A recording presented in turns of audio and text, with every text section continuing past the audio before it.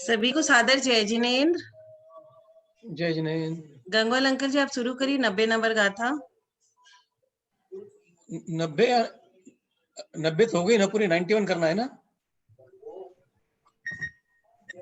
हाँ 91 करना है ना अभी अपने को। 90 का कल पढ़ लिया ना आपने? आपको 91 का टीकार्थ करना है, भावार्थ जो पहले हाँ। आप करते थे। हाँ तो गाथा पढ़ लेंगे पहले। हाँ पढ़ लीजिए आप। मिच्छादंसणनान चरितम चैऊन निरवशेषेण समत्तणान चरणम जो भावई सो पडिकम मण्णम। इस गाथा में सम्यक दर्शन, सम्यक ज्ञान और सम्यक चारित्र को पूरी तरह स्वीकार करने से और मिथ्या दर्शन, मिथ्या ज्ञान और मिथ्या चारित्र के पूरी तरह त्याग करने से ही मोक्षाभिलाषी मुनि के निश्चय प्रतिक्रमण होता है, यह कहते हैं।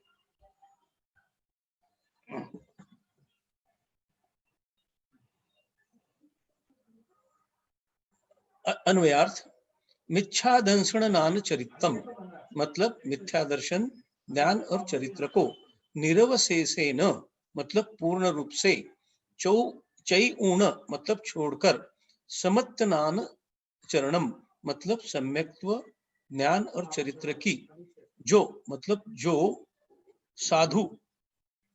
साधु भावई मतलब भावना करता है, सो वह पडिकम्मन साधु प्रतिकमन स्वरूप है।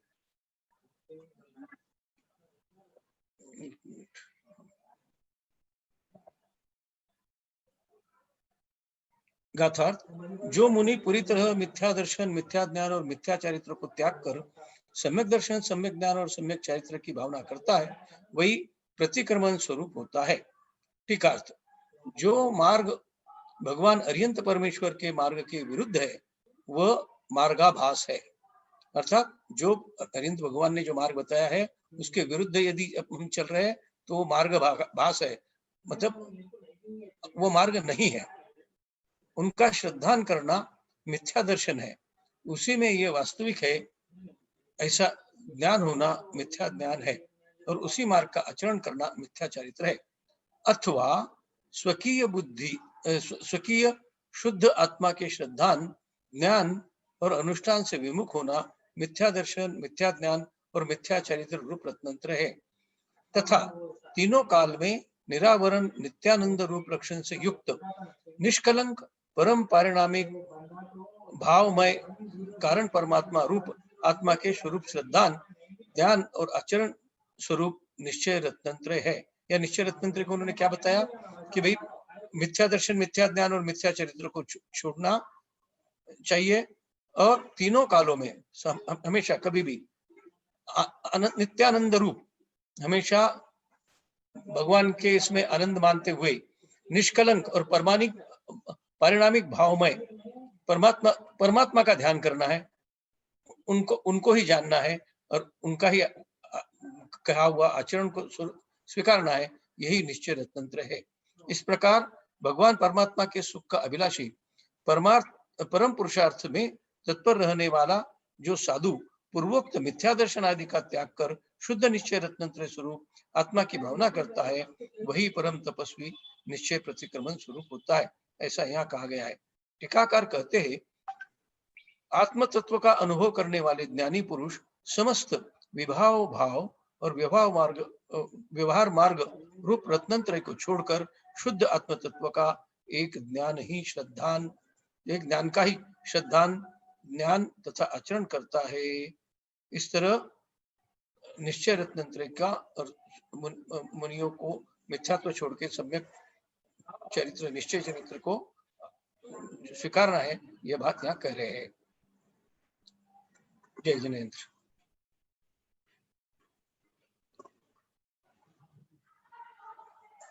हो गया सोनू दीदी? हाँ वो जो 2 लाइन हिंदी की गाथा होती है ना, वो बाबूजी आप पढ़ेंगे?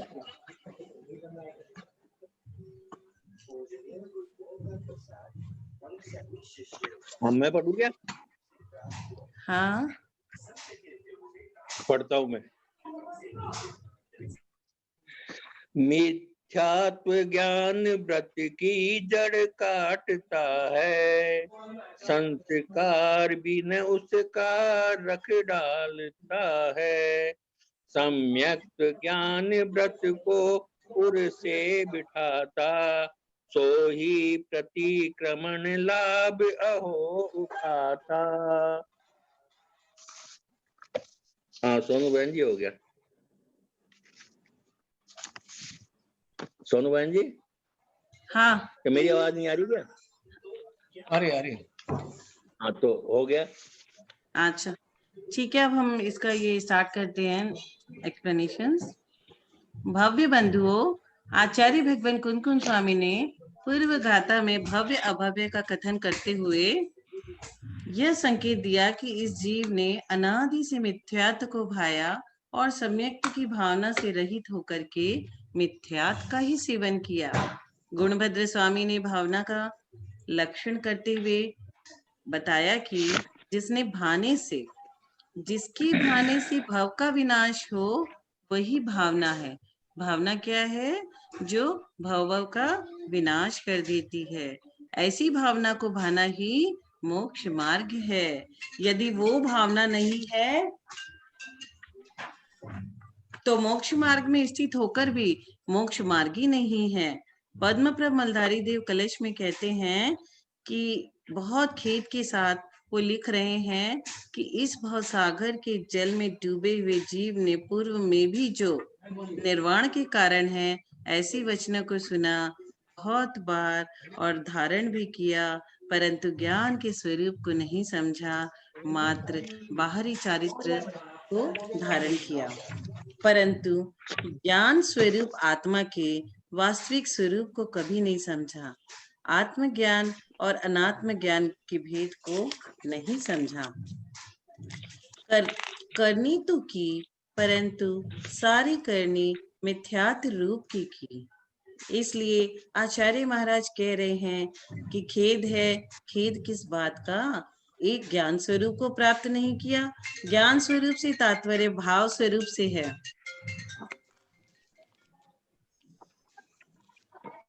भाव भाषना और भावलिंग को अंगीकार नहीं किया।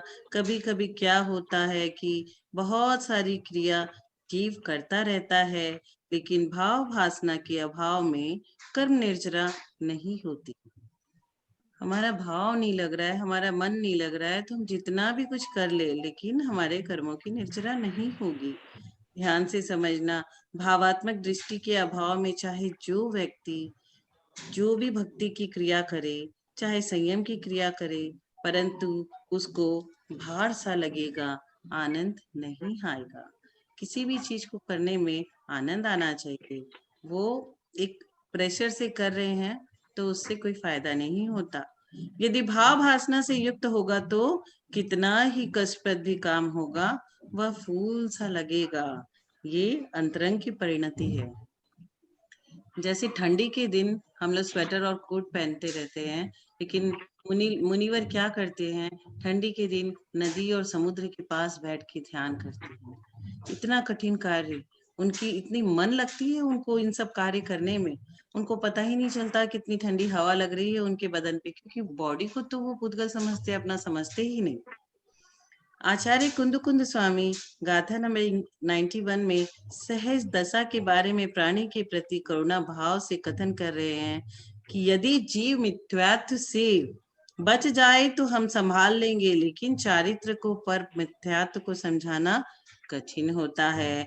चारित्र में अतिचार लग गए, अनाचार भी लग गए, फिर भी संभाल लेंगे, परंतु सम्यक ही छूट गया तो सब कुछ छूट गया, सब कुछ चला गया।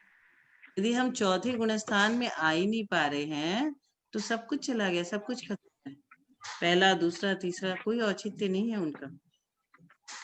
दर्शन भूलो धम्मो, धर्म का मूल दर्शन है। जब दर्शन सम्यक है तो ज्ञान सम्यक है, और ज्ञान के साथ जो चारित्र है वह सम्यक है। परमार्थ में लोक व्यवहार का कोई स्थान नहीं है। ये परमार्थ दृष्टि है, ये लोकोत्तराचार की चर्या है, लोकाचार की नहीं है। इसलिए छोड़ दो किसको? मिथ्या दर्शन, मिथ्या ज्ञान और मिथ्या चारित्र को। तो क्या करें? आज तक तो हमसे छोटा नहीं, तभी हम पंचम काल में अभी घूम रहे हैं। अगर छूट जाता आज तक तो हमारी ये दशा नहीं होती।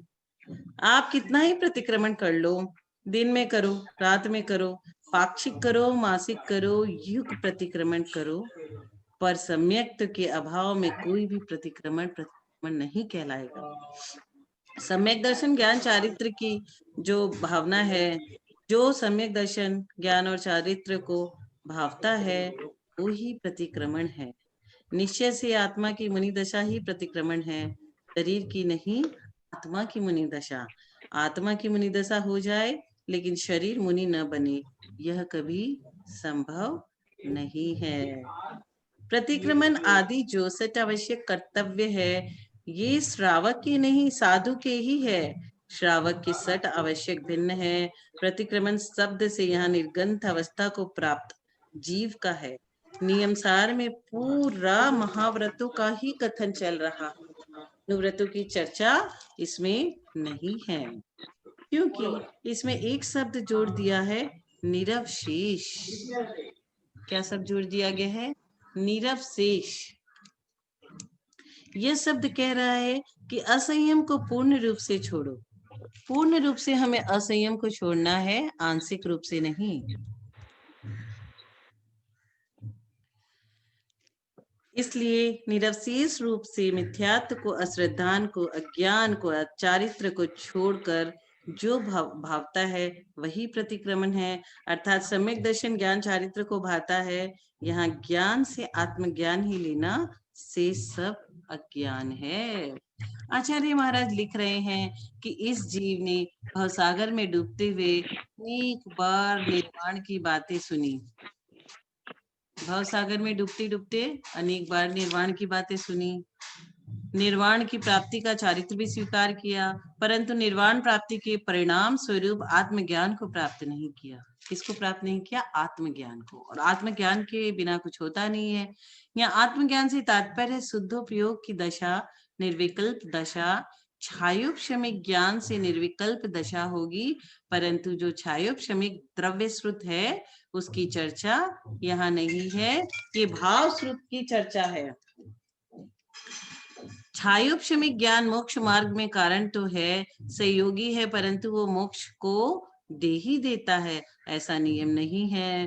पर जब भी मोक्ष की प्राप्ति होगी, छायोपशमिक ज्ञान से ही होगी, क्योंकि बिना छायोपशमिक ज्ञान के छायिक ज्ञान प्रकट नहीं होगा, क्योंकि शुक्ल ध्यान जो होता है वो भी श्रुत का ही विकल्प होता है। श्रुत ज्ञान केवल ज्ञान का हेतु होता है। जब भी आप दया की बात करोगे तो श्रुत ज्ञान से करोगे। शूल कारण भावना, वैराग्य भावना आदि भाओगे तो श्रुत ज्ञान से भाओगे। संयम को स्वीकारोगे, संयम का पालन करोगे, सब श्रुत ज्ञान से ही करोगे। छायोपशम सामान्य शब्द है और छयोपशम ज्ञान का तात्पर्य है ढका हुआ ज्ञान। उपशम अभाव रूप नहीं है, ढके रूप है। उपशम दबा हुआ है। यहाँ कर्म की प्रकृति ढकी हुई है, परंतु अभाव रूप नहीं है और ढके होने के कारण कुछ प्रकट है। इसलिए छायोपशमिक ज्ञान छायिक ज्ञान का हेतु है और छायिक ज्ञान निर्वाण का हेतु है। कारण का कारण, हेतु का हेतु। प्रकट दिख रहा मटमैला पानी, मिट्टी मिश्रित है पर शीतल है। शीतल स्वभाव नहीं होगा, जल नहीं होगा, तो फिर निर्मली की कोई आवश्यकता नहीं। चारित्र दर्शन ज्ञान आदि निर्मली का कार्य कर रहे हैं। समल पानी ही निर्मल होता है, समल आत्मा ही निर्मल परमात्मा होती है। आचार्य हमें क्या करना है? अपनी आत्मा को निर्मल बनाना है, सतत प्रयास करते रहना है। आचार्य कुंद कुंद स्वामी ने समय सार में नमस्कार किया किसको? जो ध्रुव है, अचल है, अनुपम है। क्या लिखा? वंदित सब सिद्धे ध्रुवम अचल मनोवम गई पत्ते। उस आत्मा को नमस्कार किया है, भी सभी सिद्ध है। वर्तमान परिप्रेक्ष्य में सव्य सिद्धे बहुत उपयोगी है। कुंद कुंद स्वामी ने नमोकार का यहाँ ध्यान रखा। नमो लोई सब सिद्धाणम। नहीं तो ये जीव पंचम काल के हैं, बोले जितने हमारे तीर्थंकर के शासन काल में सिद्ध हुए, महावीर स्वामी के शासन से के जब सिद्धों को नमस्कार हो, नमो लोए सब साहुनम। अंत दीप है, लोए शब्द सब में लगेगा। नमो लोए सब अर्यंताणम, नमो लोए सब सिद्धाणम, नमो लोए सब आयर्याणम, नमो लोए सब उवजायणम, नमो लोए सब साहुणम। गाथा में बार बार लगाने से छंद भंग होता है, इसीलिए अंत दीप रख दिया। तत्वार्थ सूत्र में भी आपने देखा होगा, हर वर्ड हर श्लोक के बाद च लगा दिया जाता है। तो जितना छोटा श्लोक होगा, जितना छोटा सूत्र होगा, वो सबका हम लोगों का वो अचीवमेंट है, लिखने वाले का, लेखक का वो बहुत बड़ा अचीवमेंट होता है। जैसे लेडीज लोग को बच्चे पैदा करके जितनी खुशी मिलती है, उतनी उनको अपने ग्रंथ को कोई श्लोक छोटा हो जाए तो उसे छोटा करके उतनी ही खुशी मिलती है। आचार्य कुंद कुंद स्वामी ने पहले कहा, वंदितो सभ्य सिद्धे, संपूर्ण सिद्धों को नमस्कार हो, वे अचल अनुपम और ध्रुव है, इसमें रहस्य है। आचार्य कुंद कुंद स्वामी ने कहीं नहीं लिखा कि भद्रभाव स्वामी की परंपरा से प्राप्त हुआ जो ज्ञान है मुझे आत्म तत्व का, उसको मैं कहूंगा। नियमसार में केवली सुत केवली शब्द जोड़ने का अभिप्राय यह है कि जो केवली ने कहा, वो श्रुत केवली ने कहा, वो ही मैं कह रहा हूँ। मैं अपने मन से कुछ नहीं कह रहा हूँ, मैं तो बहुत अनपढ़ अज्ञानी हूँ। जो श्रुत केवली और केवली ने कहा वही मैं कह रहा हूँ। अपरवर्ती आचार्यों ने कुंद कुंद स्वामी के विदेह गमन का कथन किया। जय सिंह स्वामी ने पंचाशतिकाय की टीका में आचार्य कुंद कुंद स्वामी के विदेह गमन का उल्लेख किया। श्रुत सागर सूरी ने अष्टपाहुड़ की टीका में उल्लेख किया। परंतु आचार्य कुंद स्वामी ने अपने ग्रंथों में कहीं भी ये उल्लेख नहीं किया कि हमने विदेह गमन करके वहां भगवान श्रीमंदर स्वामी की देशना सुनकर ग्रंथों का लेखन किया। उन्होंने भगवान महावीर स्वामी का नाम लिया, भद्रबाहु स्वामी का नाम लिया। जो मिथ्या दर्शन ज्ञान चारित्र का निर्वेशक रूप से त्याग करके सम्यक दर्शन ज्ञान चारित्र और संपूर्ण रूप से धारण करता है, ऐसे परम मुमुक्ष जीव के ही निश्चय प्रतिक्रमण होता है। लोग मुमुक्ष शब्द को लेकर ऐसे विवाद में पड़ गए कि अपनी आत्मा की शांति को खो बैठे। कभी भी विकल्प नहीं करना चाहिए, विकल्प करने से कुछ भी हासिल नहीं होता। शब्द को नहीं पकड़ना, शब्द कहाँ लिखा है इसकी खोज पहले करनी चाहिए थी। यदि हमने जिनवानी के एक शब्द की भी अवहेलना की तो नदीते निकाचित कर्म का बंध होगा। हमें कभी भी शंका नहीं करनी जिनवानी में ऐसा क्यों लिखा है, और उस शब्द के उपहास में हम निमित्त बने तो भी बंद होगा। दोनों दृष्टि देखना। मुमुक्ष शब्द वीतरागी रत्नत्रय धारी योगी के लिए टीकाकार आचार्य पद्म प्रमलधारी देव ने नियम सार में जगह जगह प्रयोग किया है। विश्व में जितने जीव मोक्ष मार्ग पर चल रहे हैं वे सभी क्या है, वे सभी के सभी मुमुक्ष है। कोई मुनिराज आए और आप भी मुमुक्ष आत्मा नमोस्तु बोलो तो वे कहेंगे कि क्या कह रहे हो, लगता है कि सोनगढ़ी बैठा है। वो सोनगढ़ी नहीं बैठा, वो अपनी आत्मा के वास्तविक स्वरूप की बात कर रहा है।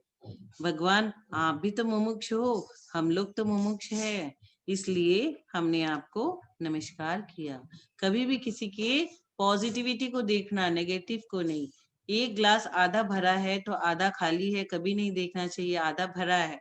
तो सोनगढ़ी लोग जो ध्यान करते हैं और जो उनका असली ज्ञान है वो तो अच्छा रहता ही है उनका, लेकिन किसी के भी नेगेटिव चीज को अपने को नहीं देखना है।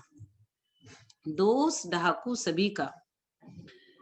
कैसे मुमुक्ष चैतन्य आत्मा आपको बारंबार नमोस्तु, उसने कोई पाप नहीं किया। आचार्य पद्म प्रमलधारी देव कह रहे हैं, कैसे परम मुमुक्षु जीव के निश्चित प्रतिक्रमण होता है। भगवंत अरहंत परमेश्वर के मार्ग के प्रतिकूल जो मार्गाभास है, उस मार्ग पर श्रद्धान कर लेना तो मिथ्या दर्शन है। जो अरियंत भगवान ने नहीं कहा, ऐसे कुतत्व पर श्रद्धान कर लेना, मार्गाभास को स्वीकार कर लेना, इसका नाम मिथ्या दर्शन है।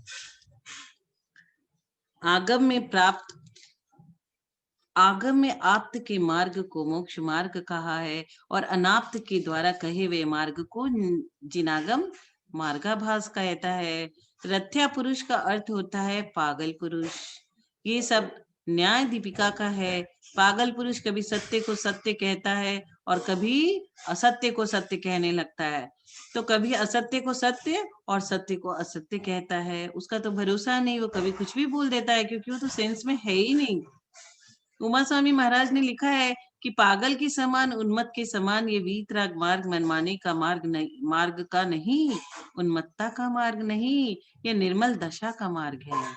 जिनवानी में लिखा है कि आपको प्रमाद आ रहा हो तो स्वाध्याय मत करना। यदि आपने गरिष्ठ भोजन किया है तो मेरा अध्ययन मत करना, क्योंकि आपको प्रमाद चढ़ेगा और अर्थ का अनर्थ करोगे और प्रचार होगा कि जिनवानी में ऐसा लिखा है।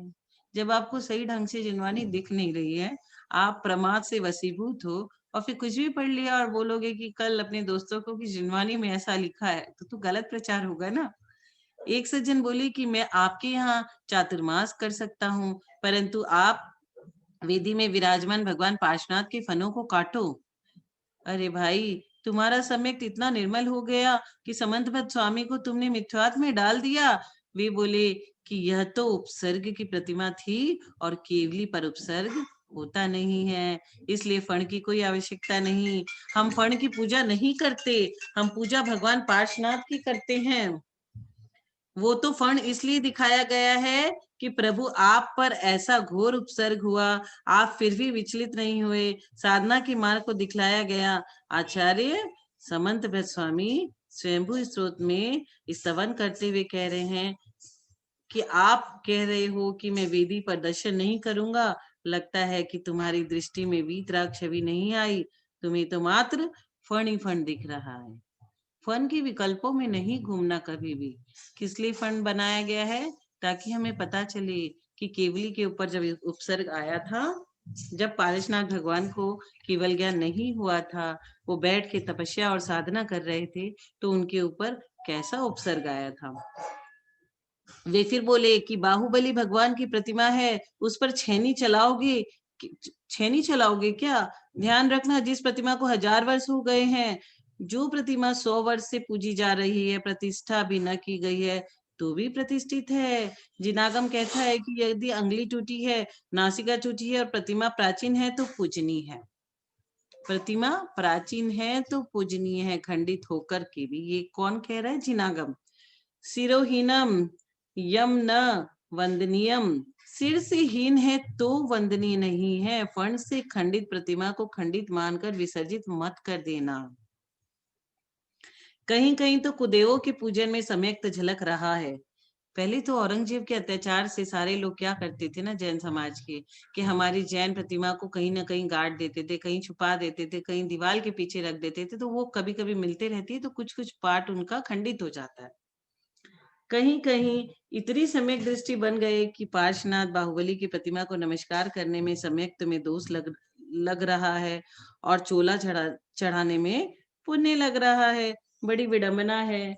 बाहुबली भगवान को पूजा करने में मिथ्यात्व दिख रहा है और साक्षात कुदेव पर चादर चढ़ रहे हैं, चोला चढ़ा रहे हैं, पन्नी चिपकवा रहे हैं, इसमें इन्हें सम्यक्त झलक रहा है। बड़ा आश्चर्य है। इसलिए मनीषियों, तत्व को समझो, तत्वज्ञानी को समझो। एक नगर में क्षुल्लक जी आए तो लोग बोले हम तो महाराज को नमस्तु करते हैं, क्षुल्लक कोई छामी नहीं करते। उसी दिन शाम को एक बड़े नेता आ गए तो माला लिए लिए घूम रहे हैं। एक नेता को नमस्कार में माला डालने में तेरा सम्यक तो झलकेगा क्या? अरे वो नेता लोग का क्या करेक्टर होता है आप सभी को मालूम है। उसको माला चढ़ा के ताली बजवा के क्या मिलेगा आपको? और धर्मात्मा की वंदना करने में तुझे पाप लग रहा है। आप उसकी ऑडिट कर रहे हो कि ये तो मुनि नहीं है, महाराज नहीं है, क्षुल्लक है, अलग है, मैं इसे क्यों नमस्कार करूं? वो तो हमसे तो बेटर है ना, 5वें गुणस्थान में है वो। जीवों की कितनी बड़ी मूर्ता है। कुदेव कुशास्त्र कुगुरु अनायतन है और इनके सेवक भी अनायतन है। यदि इनमें से किसी का भी आदर किया तो तुम्हारे सम्यक्त में दोष लगेगा कि नहीं? हाँ लगेगा। ये एक पक्ष हुआ। अब दूसरा पक्ष देव सहस गुरु और इनके आराधक की अभिनय करने से आपके सम्यक्त में वृद्धि होगी या फिर हानि होगी, सम्यक्त में दोष लगेगा या नहीं लगेगा। इसलिए कहा है न धर्मो धार्मिक के बिना, न धर्मो धार्मिकेर बिना, धार्मिक के बिना धर्म नहीं। कोई धर्मात्मा है तो आपने उसका अनादर किया तो सम्यक्त में दोष लगेगा। एक सज्जन आए, बोले महाराज आप करो कुछ, पूरो डूबो जा रहे हो, कोई पूजा ही नहीं करता। हमने पूछा क्यों? बोले ये तो विराजे हैं जो पूज्य के चरणों में बैठे हो, वे स्वयं पूजा कर रहे हैं। बताओ कब उन्होंने तुमसे कहा कि मेरी पूजा करो? कभी नहीं कहा। प्रत्येक तीर्थंकर के यक्ष याक्षिणी हुआ करते हैं, वे अपनी पूजा की बात नहीं करते। कभी पद्मावती देवी आके किसी को बोली है कि मुझे और धरेंद्र की पूजा करो? कभी नहीं बोली। वे स्वयं भी भगवान जिनेंद्र की आराधना करते हैं। वे क्या करते हैं? भगवान की पूजा करते हैं, भगवान की आराधना करते हैं और जिनेंद्र देव की आराधना करने वाले पर खुश रहते हैं। वो क्या करते हैं? खुश रहते हैं। जैसे हम बच्चे हमारे मम्मी पापा को कोई बहुत रेस्पेक्ट से देखता है तो हमें वो आदमी अच्छा लगता है। वैसे ही जो यक्ष यक्षिणी है वो भगवान की पूजा करते हैं तो पूजा करने वाले लोग उन्हें बहुत अच्छे लगते हैं। ये उस जीव की स्वयं ही अज्ञान दशा है जो भक्त को ही भगवान मान बैठे। अब आप किसी कंपनी में जाओगे तो चेयरमैन से मिलोगे या कंपनी के क्लर्क और पियोन और चपरासी से मिलके खुश हो जाओगे और उसकी पूजा करोगे। ये आप पे है कि आपको किससे मिलना है और किससे बात करनी है। भक्त में भगवान भगवत्ता है इसे जिनवाणी मानती है, पर भक्त भगवान है इसे जिनवाणी नहीं मानती। वे सम्यक दृष्टि जीव है, उनका अनादर करना भी मिथ्यात्व है, सम्यक्त में दोष है। टीकमगढ़ पंच कल्याण में समय व शरण में एक प्रश्न आया कि आज भगवान जिनेंद्र के शासन में मत भिन्नता क्यों है? हमने कहा कि जिनेंद्र के शासन में न मत भिन्नता कभी हुई है और न कभी होगी। ये लोगों के मन भिन्नता खड़ी, मन की भिन्नता जो है वो मन भिन्नता को खड़ी की है। जिनेंद्र का शासन तो 85 काय 7 तत्व 9 पदार्थ 6 द्रव्य का कथन पूर्व से करता चला आ रहा है और कर रहा है और आगे भी करेगा। ये आपकी निजी भूल है कि आपने उसकी निज की स्वच्छंदता को जिनेंद्र शासन में व्रती बना दिया। 5 अनुव्रत 5 महाव्रत है, वो नियत है, सम्यक तो नियत है, 3 काल नियत है। इस नियति को जैन दर्शन बड़े आदर के साथ मानता है। 6 द्रव्य 7 तत्व 6 लेशिया आदि सब नियत है और यहाँ तक कि इस गुणस्थान में इतने जीव होंगे ये भी नियत है, व्यक्ति नियत नहीं है। मुनिराज कितने हैं? 3 कम 9 कोटि, हमेशा इतने मुनिराज रहेंगे। 3 कम 9 कोटि ये अधिकतम संख्या है। जैन दर्शन की मीठी गाली है। सबसे बड़ी गाली क्या है? किसी को बोल दो, जो अज्ञानी है वो तो समझेगा नहीं, जिसको थोड़ा ज्ञान है वो तुरंत समझ जाएगा। मिथ्या दृष्टि। किसी को भी आपको कुछ बोलना है तो बोल दो कि तुम मिथ्या दृष्टि है। कुदेव, कुशास्त्र, कुगुरु ये 3 मिलाकर 6 अनायतन हो गए। देव शास्त्र गुरु का भक्त व्यवहार सम्यक दृष्टि तो है। अब उस सम्यक दृष्टि में व्रति भी है, अव्रति भी है और देश व्रति भी है। जो जैसा है ठीक है लेकिन अविनय का पात्र नहीं है। यदि आपके अंदर देव शास्त्र गुरु के प्रति अगाध श्रद्धा है तो समंत भट्ट स्वामी उन्हें सम्यक दृष्टि ही कहेंगे, परंतु उमा स्वामी के सूत्र की चर्चा करेंगे तो कहेंगे कि तत्वार्थ श्रद्धानम सम्यक दर्शनम। जब नेमीचंद्र स्वामी से गोमट सार जीव कांड कर्म कांड में पूछोगे तो कहेंगे कि 7 प्रकृतियों का क्षयोपशम जिसने किया वो सम्यक दृष्टि। कौन है सम्यक दृष्टि? 7 प्रकृतियों का जिसने क्षयोपशम किया। इसलिए आप निर्णय नहीं दे सकते कि ये सम्यक दृष्टि है या मिथ्या दृष्टि है। ये तो केवल ही जान सकते हैं, हम कभी नहीं जान सकते कि हम सम्यक दृष्टि है कि नहीं है, लेकिन हमें प्रिज्यूम करके चलना चाहिए कि यस आई एम सम्यक दृष्टि।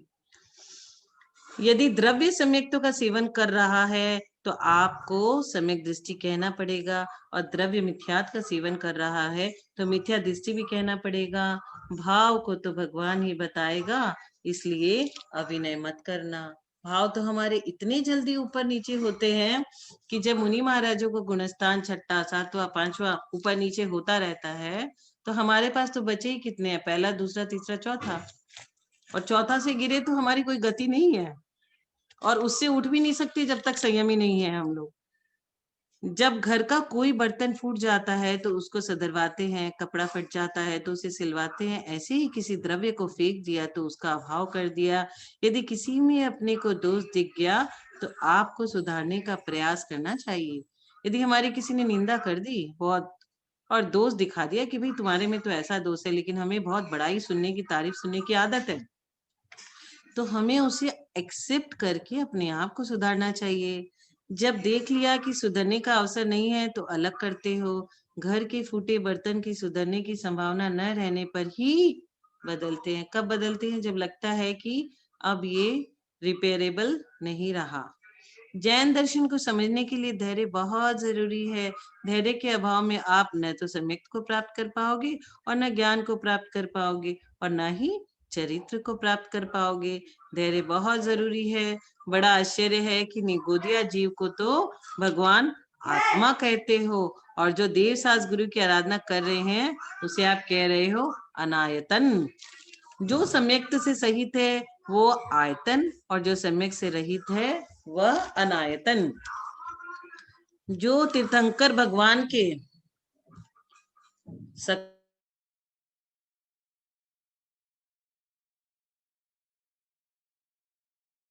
कर रही है। जो तीर्थंकर भगवान के यक्ष यक्षिणी होते हैं वो जन्म से मिथ्या दृष्टि होते हैं, क्योंकि वे भवंतरिक देव हैं और भवनवासी नियम से मिथ्या दृष्टि होते हैं। लेकिन देवों में अंतर्मुहूर्त में सम्यक प्राप्त करने की योग्यता होती है। अंतर्मुहूर्त में सोचिए, इसलिए जो देव अरिहंत की उपासना कर रहे हैं वे मिथ्या दृष्टि नहीं है, सम्यक दृष्टि है। परंतु जो उनको भगवान मान की पूजा कर रहे हैं वो अवश्य ही मिथ्या दृष्टि है। जब तक उनकी आयु है वो उसी पर्याय में रहेंगे, लेकिन आगे वे नियम से उत्कृष्ट जाति के मनुष्य बनेंगे। ऐसा नहीं है कि सम्यक हो गया तो पर्याय बदल जाए। पर्याय तो वही रहेगी, आयु जितनी है उनकी, उनको वही वो आयु पूरी करनी है, उनको वो पर्याय तो पूरी करनी पड़ेगी ही। जो आयु संबंधी बंधन उन्होंने किया है उतना उन्हें भोगना पड़ेगा। फिर वहां से च्युत होकर उत्कृष्ट जाति के मनुष्य बनेंगे। यह आगामिक व्याख्या है। जिनवानी में कहा गया है कि 4 निकाय के देव होते हैं। यदि कोई बोलता है कि हम देव में को नहीं मानते तो आप आगम से बाहर हो। यदि तुम अरहंत देव को मान रहे हो लेकिन उनकी वाणी को नहीं मान रहे हो तो तुम सम्यक दृष्टि नहीं हो, क्योंकि जिनवानी में लिखा है देवास चतुर निकाया। बोले कि देव तो सभी मिथ्या दृष्टि ही होते हैं। यह आपने किस ज्ञान से जाना और कैसी कह रहे हो? व्यक्ति कितनी ऊंचाइयों को प्राप्त कर सकता था, पर कभी कभी पक्ष में आकर के नीचे गिर जाता है। ज्ञान कम हो पर जितना हो निष्पक्ष हो, निर्मल हो। याद रखना, तुस मास भिन्न जानने वाले को भी केवल ज्ञान हो जाता है। तो ज्ञान की आवश्यकता ज्यादा नहीं, ज्यादा आवश्यकता है निर्मलता की। भगवान अरन देव सत इंद्रों से वंदनीय है। बोले कि देव मेव हम नहीं मानते, तो फिर देवादिदेव की सिद्धि नहीं होगी। आपको नगर का अध्यक्ष बना दिया, उसके साथ आपके कोई सदस्य तो होंगे ही नहीं, नहीं तो आप अध्यक्ष किसके हो? किन्हीं मुनिराज को आचार्य बना दिया और कोई मुनिराज उनके साथ नहीं है, तो वो किनके आचार्य है? आचार्य के संग तो संग होना चाहिए, उनके शिष्य होना चाहिए। ऐसे ही देवादिदेव शब्द कह रहा है कि देव है तभी तो देवादिदेव है। कोई कहे कि मेरी माँ बांझ है, तो तू कहाँ से आया? जिसकी माँ बांझ है तो बच्चा तो हो ही नहीं सकता। कोई कहे कि मेरे पिताजी बाल ब्रह्मचारी है, तो तू कहाँ से आया? इधर तुम देवादिदेव कह रहे हो और उधर तुम कह रहे हो कि देव नाम की कोई वस्तु नहीं है। जो देवों के द्वारा वंदनीय होता है उसका नाम देवादिदेव होता है। पर्याय की अशुद्धता देख रहे हो, यहाँ पर्याय का विषय नहीं चल रहा, यहाँ तो आत्मा सम्यक दृष्टि की मिथ्या दृष्टि का विषय है। ये जो 3 मूर्ताओं से रहित है, 8 अंगों से सहित है, अष्ट मद से रहित है, देवसास गुरु का भक्त है, वो अनायतन नहीं आयतन है, सम्यक दृष्टि है। बोलो भगवान महावीर स्वामी की जय। आचार्य गुरु विद्यासागर महाराज जी की जय। आज उनके आचार्य पदारोहण के दिवस पर हम सबको बहुत गर्व है कि उनको 49 इयर्स हो गए हैं आज के दिन आचार्य पद को संभाले हुए।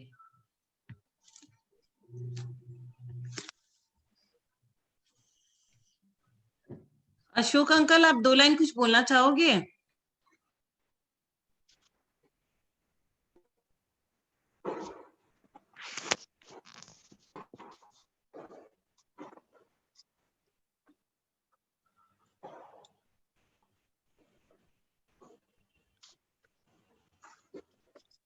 ग्रुप के सभी को आचार्य पदारोहण के दिवस की बहुत बहुत बधाई।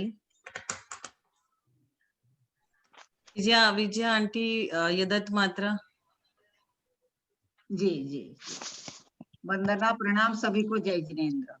यदर्थ मात्रा पदवाक्य ही मया प्रमाद्याद्यति किंचनोक्तम तन्मे क्षमित्वा विदधातु देवी सरस्वती केवल बोध लब्धिम बोधि समाधि परिणाम शुद्धि स्वात्मोपलब्धि शिव सौख्य सिद्धि चिंतामणि चिंतित वस्तु दाने त्वामन्दमानस्य ममास्तु देवी त्वां वन्दमानस्य ममास्तु देवी जावानी के ज्ञान ते सूझे लोकालोक सोवाणी मस्तक नमो सदा देत हूँ धोक हे जिनवाणी भारती तो ही जपो दिन रैन जो तेरा शरण गहे सो पावे सुख चैन जिनवाणी की स्तुति करे अल्प बुद्धि परमान पन्ना लाल बिनती करे दे माता मोहि ज्ञान। नमो कार्णोबा।